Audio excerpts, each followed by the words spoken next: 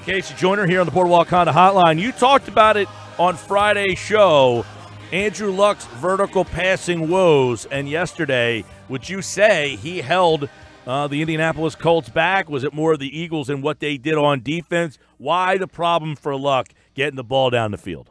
Yeah, he did look like, if you're watching the tape, he looks like he's almost got an elongated throwing motion. I wouldn't call him David Garrard or Byron Leftwich. He doesn't have that sort of motion, but it's just like the balls were taking a little bit longer to get there, and they had more wobble on him. In fact, that's part of the reason he has the lowest air yards per attempt this season and the second fewest vertical fantasy points if we did in fantasy leagues. He only has 5.3 points of vertical passes this year in fantasy football. That's just abysmal. Problem for yesterday, though, is that he has, again, an average of 2.1 seconds in the pocket on vertical passes. That's not very good. He didn't get a lot of time on vertical passes yesterday. So I think it's a combination of his shoulder not being what it was potentially, or him not trusting it, and not trusting his offensive line. He thinks they're going to give up a pass rush. They're down to their third tackle now. So I think a combination of them is really hindering that offense. Yeah, I know, you look at the Eagles' secondary there, and they were matched up with T.Y. Hilton, and he had like 50 yards yesterday. But overall, they just, it seemed that the Eagles were letting them catch the ball underneath. That's what they typically do. But they weren't even willing to try to go over the top. The one or two times they did, I think they got a penalty on Mills, but they just didn't take a whole heck of a lot of shots. Is that because of the shoulder issue with Luck? I mean, because a couple of years ago when he was at his prime, he was a guy who would take his shots down the field. Yeah, I do think that is part of it. 5.7 air yards per attempt yesterday overall. That's 24th out of the 31 quarterbacks who are listed as qualifiers for Week 3. It's just, and he's been that way the whole time. I think part of it is the Eagles schemed and said, look, we're going to take away the vertical game altogether. We think we can stop your running game with our front seven, and we think that we can sit back and take away vertical passes and let you dink and dunk. And you guys don't have the type of offense that can go down the field on a consistent basis and dink and dunk throws. We think we'll probably be better at that than you are. But Luck in the past, yeah, he would. Luck was always more of a gunslinger than people ever gave him credit for. He's this great game manager. He always had high bad decision rates because he was forcing passes in the coverage because he trusted his arm. Now it doesn't look like he trusts his arm. And again, as I mentioned, I think it's his he doesn't trust his offensive line either. Right now, I think if he doesn't start throwing more vertical passes ASAP, I think teams are going to have him pegged as a short pass guy, and it's going to crush that offense. Offensive line yesterday, you look at the Colts offensive line against that Eagles pass rush. And now the Eagles didn't get to them a lot. Only 2 sacks. They had 4 hits in the game, but the big sack late in the game by Barnett. But do you think the Eagles defensive line was, even though they didn't get the sacks, were they a factor in the game yesterday? Luck was only pressured in 18.6% of his dropbacks. That was the 4th lowest total among quarterbacks in Week 3. So they really didn't get after him. If you look at how they did on vertical passes, though, when he was trying to throw the ball 11 or more yards downfield, that number jumps to 25%, and it goes from ranking number 1 to ranking 17th, middle of the league. So they were doing okay on the vertical passes when Luck was throwing it. But again, when you watch the tape, Luck on the vertical passes, he seemed to be pulling the trigger a lot sooner than he probably had to. So if Luck would, if you're talking the Luck of 2015, let's say, before the pre-injury Luck, I think that they would have gotten more pressure against him, and he would have hit more vertical passes. But this Luck, if you're going to get 25% of vertical passes, you're probably doing pretty good. So what's that say about the Eagles' defense that they weren't able to get a lot of pressure and yet still gave up only 16 points, including just 2 of 12 on third down? That was the key number in the game yesterday. And Indianapolis came into the game leading the league in third down conversion rate. It says that Doug Peterson I can get more respect for him all the time because he finds a way. Bill Parcells used to say coaches, their number one job is to find a way to put their team in position to win. In fact, they said that was really their only job, and everything else was ancillary. That was your primary goal. Yesterday, Peterson said, look, we can take away their vertical game because they don't really have one, and we're just going to scheme that out as well. We're going to shut down their ground attack. We don't think they can dink and dunk their way downfield, and we're going to dink and dunk our way downfield. He found a way to make that happen, and I think the ability to come up and make tackles and not allow short passes during the big games like, say, the Tampa game, I think that was all the difference in this contest. We're talking with KC Joyner here. The matchups yesterday, Eagles the running game for Philadelphia. We'll get into Wentz and obviously what he did yesterday because I thought that was a story in itself. But the run game with Wendell Smallwood and Corey Clement filling in for Ajayi and Sproles yesterday, I thought Wendell Smallwood really gave him a lift. He did. It was they've had trouble with their good blocking yards per attempt. As I mentioned in the past, sometimes Eagles do very well in that category. Other times they don't. Their good blocking rate yesterday was very good. It was over 50%. That's a big plus for them. And the fact that they were able to lean on the ground game as much as possible, they can say, look, we're losing a Jai, and yet we still have a 1-2 punch. That's a huge element for them. They only gained 7.1 yards per attempt, actually, in good blocking yards per attempt. It's not a great number, but they were able to get consistent blocking at 50% good blocking rate. That's a very good number. So it was consistency in saying we're not expecting our backs to give us these big gains, but we can go ahead and get enough gains to keep drives alive. It was a very good way to win for a team that had a lot of problems due to injuries. All right, let's get into Wentz. And, nothing big. Everything was dink and dunk. A lot of Goddard, a lot of Ertz. The tight ends got involved big time. They had 12 catches between the two, 146 yards, a touchdown. He only had 7 targets to the wide receivers yesterday. So talk a little bit about the game plan they had for Wentz. I think the game plan they had for Wentz is let's make sure that we're not going to get a lot of pressure on him. Let's not put too much pressure on. In fact, yesterday on vertical passes, he had 11 attempts on vertical passes, which is a fairly solid number, a double-digit number for his first game back. It was tied for 6th most among quarterbacks in Week 3. Only allows pass pressure on 9.1% of dropbacks. That's a really good number. So I think they said we're going to protect him. We want to make sure he feels comfortable in his first game back, and we want to make sure that he's not having to deal with a lot of pass rush. And I think that allowed him to be productive enough on the downfield on those vertical throws. He wasn't greatly productive. He only averaged 11.3 yards per attempt, which is not a great number, 16th out of the 31 quarterbacks, but it was enough to give them the. If you tell me with this core of receivers that you're going to go ahead and still get 11.3 yards per attempt on vertical passes, I'm okay with that. Yeah, what did you see? I mean, a lot of talk. Was he going to be rusty? Was he going to be this? Was he going to be that? I mean, I don't know. I mean, he looked like a guy, to me, you wouldn't have said, that guy missed 9 months with an ACL injury, right? I mean,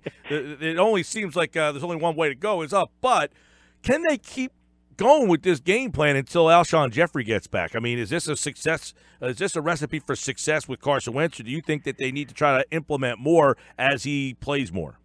I think they need to get a vertical game going. I mean, again, for what they had to be able to get this much production out of a vertical game, it says a lot, but you can only play call vertical pass success for so long. Yeah, ask New England about that from last night. You can't play call your way to it. You got to have people who can just get open deep. Losing Wallace was I think it's going to be a bigger loss than people are thinking that it was, even though he wasn't playing that well. He was a guy who still had plenty of speed and could threaten the defense deep, if nothing else. And right now they're going to have to find ways to get a certain amount of verticality in their offense and hope that when Jeffrey comes back, he's at full strength. Hopefully that he comes back and he can start being that receiver. But even he's not a tear the top off the defense kind of guy. He's more of an intermediate guy who occasionally hits the big passes. So I think they are going to have to adjust what their offense is and try and find different ways to win than what they did last year. Yeah, and I know moving forward, Alshon Jeffrey, he adds that kind of throw the ball up in the air element, too. I mean, they don't have that guy that's the 50-50 ball guy right now. When they add that to the mix, that should change some things. But also, they ran a lot of 13 yesterday. You didn't see a lot of 2 wide receivers. It was basically one guy. They had Perkins, who's another tight end. They ran a lot with Ertz on the outside, so they really seemed that they were content on keeping that game kind of low scoring. They were, and it says something for them that they were able to say, okay, we're going to get, we're going to have Ertz have 81 snaps, Goddard to 55 snaps, Perkins have 31 snaps. I mean, that's for tight ends. That's a lot of snaps for your tight ends. And to say this is what we have available to us, and we need to find a way to be most effective with this. I just thought it was, I won't say a brilliant game plan, but it was a maximum usage, a maximization of the talent that you had to say, we got Smallwood. We've got what we have in our backfield. We have a really good quarterback, but he is a little bit rusty, let's say. So let's make sure we protect him and all that. When you start looking at all those elements, you go, wow, that was a game that a lot of coaches lose, and Peterson found a way to win. So I think it's a big plus for Philadelphia. Good stuff. KC Joyner on the game. The Eagles beat the Colts 20-16. Overall, the one thing that stands out in that game as to why the Eagles were able to walk away with a hard-fought victory.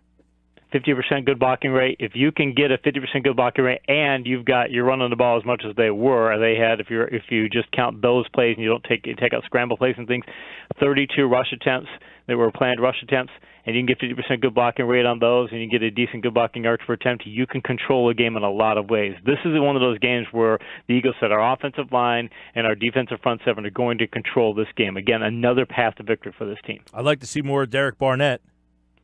Yeah, yes, would definitely like to see more of him. Having said that, he did play.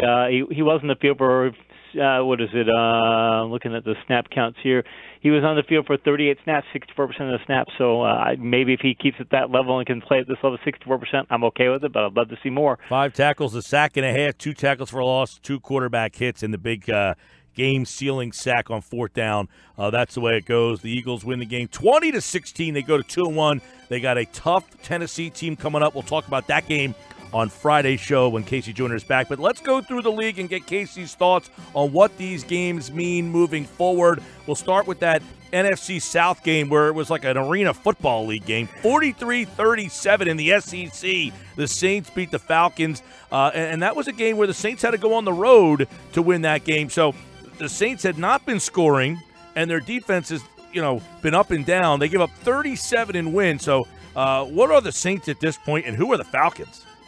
Falcons really have to wonder who they are because they can't handle power rushing teams, and they've got 2 teams in the division who are that, so their defense is not set to win up in that division. The Saints, by the way, were the worst-rated run-blocking team after 2 weeks in the league. They were 2 weeks of the season. You'd say, wow, that's terrible.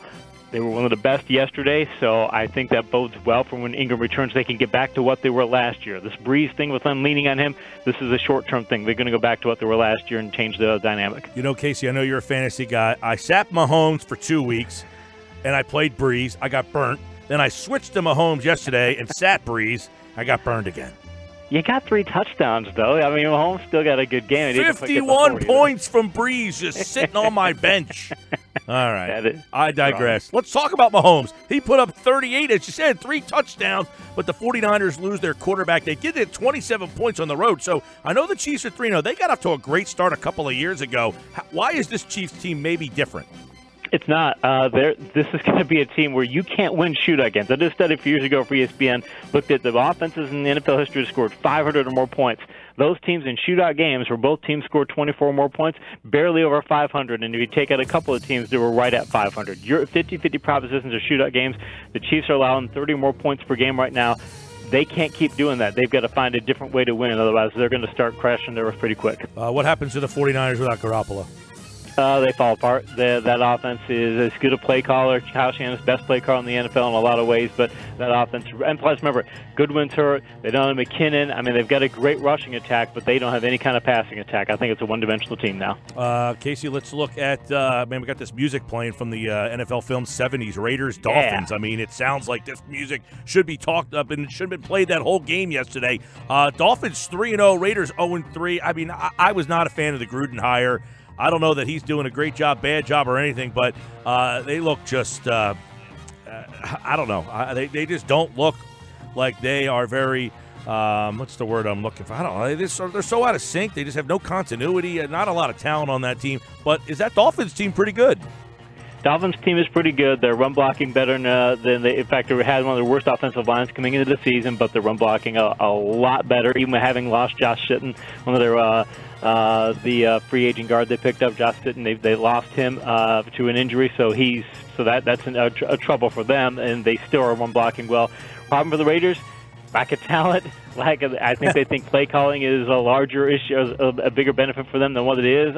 You start adding some of the elements together, and that team is in a bad way. That team, and then I got to go winless. But if they win 4 games, they shall be surprised. All right, Dolphins 3-0, Raiders 0-3. All right. I don't know if was this the bigger surprise than the Lions last night. Buffalo goes to Minnesota and doesn't win. They pound the Vikings yesterday. That game was 27-0. It was all Buffalo in that one. They go to Minnesota and win. Josh McDermott, before he coached, prior to his coaching career, he had actually been a 2-time champion wrestler. He'd been 2-time, prep level champion. So this is a guy who's got a lot of mental toughness. This is someone who's got a lot of a lot of mental, just grit to him. And that team came into Minnesota and said, we're going to be very tough, very gritty. We're going to come take you, go fight you guys and punch you square in the mouth. Minnesota was not expecting that, and as soon as Buffalo came out and did that, it really made Minnesota collapse. I've said for weeks now, since last year, Minnesota's defense is nowhere near as good as people think it is, and now to do what they did yesterday, it makes me question their coaching a bit, and Buffalo's coaching staff, I got to give them credit and make that team not quit after losing by as much as they did in week one. That says a lot for them. All right, Minnesota, obviously disappointing loss there, to say the least. Raiders turn back the clock day again for Adrian Peterson. I'm inclined to say it's not turn back the clock. This guy's just a freak, and he's that good still. They got a good offensive line. They can hand in the ball. They can win 31-17. The Packers, Rodgers is great. They don't have a great defense. Their line is sketchy. So I don't know what to think of the Packers, but this is a big win for the Redskins at home after losing at home last week to the Colts.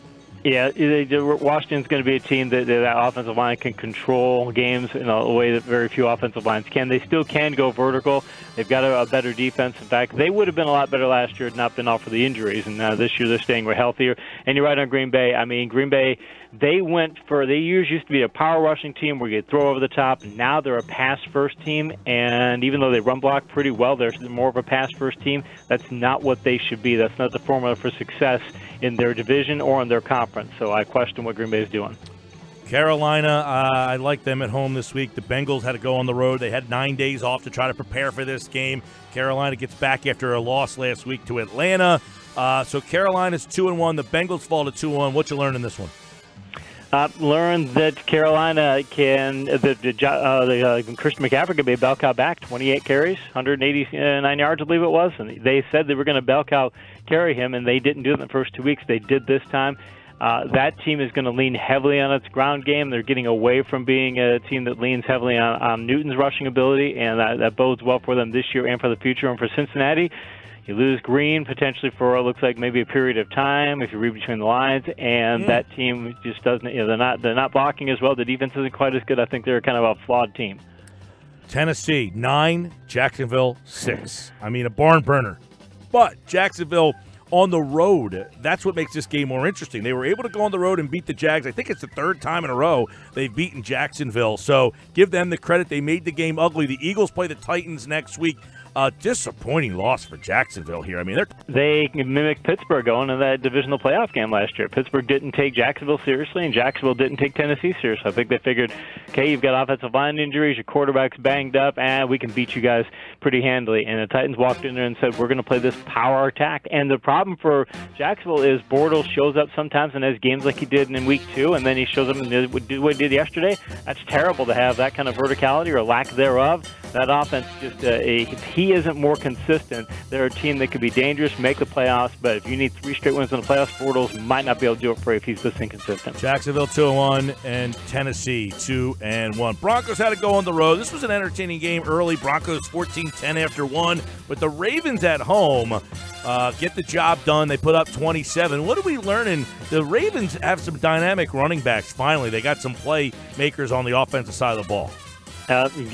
Bringing in Lamar Jackson motivated Flacco. That was a big plus for them. They've got enough of a passing game, enough of a defense. They're a team they're like the Eagles. They play call a way to win in a particular situation. Denver has a real good defense. They had the makings of a good running game. They were the best blocking teams of the first 2 weeks of the season. That didn't show up quite as much yesterday. And I still think that if you have to lean on Case Keenum to win road games, you're having some problems. So I think Denver's never again a flawed team. Maybe 9-7 if things go well, but Baltimore doing what they did, I think it could beat Pittsburgh next week. Another turn back the clock game. Eli Manning with a monster game for the Giants. They got protection, and in this league, if you can block, the third string quarterback can pick you apart. So Eli obviously is better than than every third string quarterback, and he had a game where the Giants' offensive line actually blocked for them. What a concept! They beat the Texans, 27-22. Shocking, because the Texans came into that game with a big edge in blocking. They had a mismatch on offense. If you looked at the grades after the first 2 weeks, they had something of a mismatch on defense, and the Giants turned it completely around. Barkley was could power rushing like he did. Hopkins didn't play as well as he could have. The Texans' offensive line, though, is inconsistent, and I think that if the Texans don't block, well, Texans, if they don't block well, it really makes their entire team fall apart. And the Giants, they have enough weapons on offense to where even if their offensive line doesn't block well, they can do well. But to do what they did against Houston says that maybe the offensive line is coming together. Rams 3-0, Chargers fall to 1-2. How do you slow the Rams down? You injure their cornerbacks for one. They've got 2 cornerback injuries right now that might cause them issues down the road. But on their offense, their run blocking was actually, they were 20th in the league in my run blocking metrics after 2 weeks, which is incredible given how well they played. They actually had room for upside. And they even put in Malcolm Brown, their backup running back, for a number of carries yesterday. So now they're trying to make it maybe more of a, I don't know, they're not going to not bell cow Gurley, but now they have a 2-headed running attack, which is just incredible.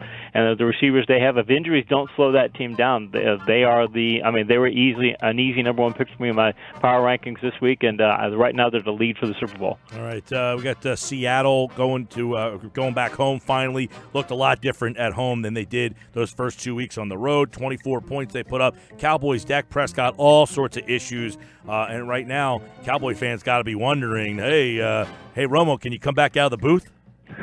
Romo wouldn't help them. Who would help them is if Dez Bryant can get back to what he was, or if they could get Michael Irvin to come back out of the booth. I mean, they need receivers. Their receiving core is just atrocious. When Deontay Thompson is one of your best receivers and he was out of the league just a few weeks ago, that's not a good sign. Seattle, by the way, they're running attack. Chris Carson, he finally did well. The fantasy managers are loving it, and it looks like their ground game was good. Their ground game, actually, in my advanced run metrics, according to my ESPN Plus article today on ESPN's fantasy section, their rushing attack was just as bad as it was the first couple weeks. It's just when you have the lead, if you have an 11-point lead for 7 drives, you can lean on the ground game a lot. So Seattle's blocking is still a big problem for them. Yes, and then what happened last night? I mean, Lions 26, Patriots 10. Patriots still look like they're a little hungover from that Super Bowl.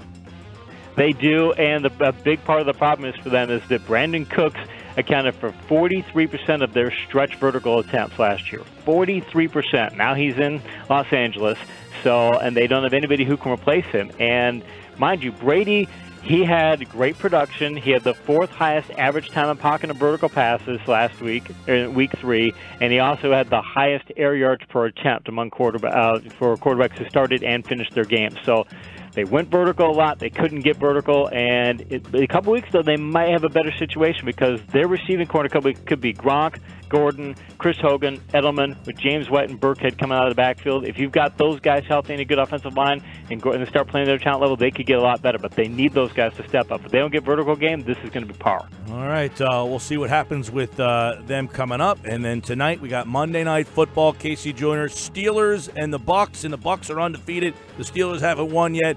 This is a kind of a big game for Pittsburgh. They got to go on the road. So is this a Tampa team for real at home? I think Pittsburgh does 2 things.